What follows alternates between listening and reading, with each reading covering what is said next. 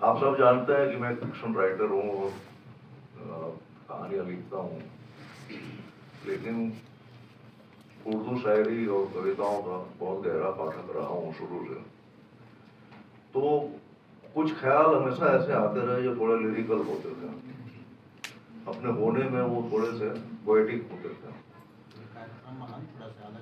मेरे फिक्शन के सिलसिले में शायद वो कहीं ना उसका कोई एक रूप बनता हो, लेकिन मैं लिख लेता था। तो दो चार ऐसी पंक्तियां जमा होती गई इधर उधर की, कुछ ख्याल कभी इसमें कभी उसमें। कोई बहुत ऐसा कभी नहीं सोचा था कि मैं एक परफेक्ट पोएट के रूप में कोई कविता अपने पढ़ूंगा। और ये मानिए भी मत कि मैं कोई कवि हूँ या मैं कोई शायर हूँ जो अपने नज्म पढ़ने जा रहा है। ये एक्सपेरिमेंट है।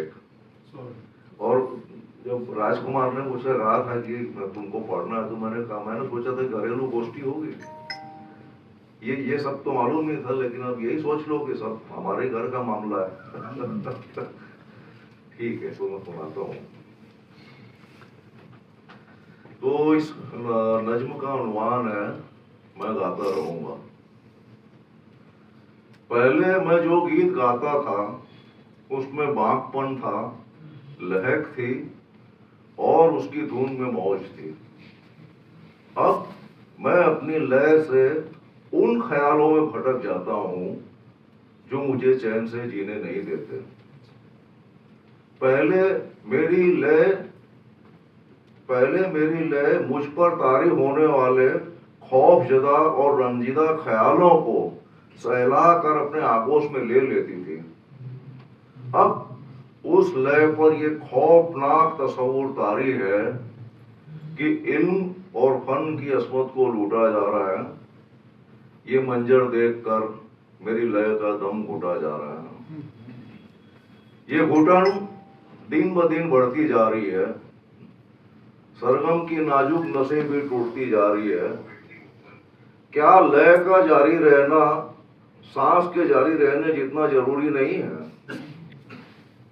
सांस अगर जिंदगी की आखिरी निशानी है, तो लय भी रूह की पहली रवानी है। अगर हम चाहते हैं कि सांस चलती रहे, तो ये लाजिम है कि लय भी मुसलसल चलती रहे। मैं जानता हूं कि मौजूदा दौर की सियासत ने उन शुरुओं को सिरे से खारिज कर दिया है जो सम से सम तक जाने की सलाहियत रखते थे। बेहुदा बेसुरेपन से भरी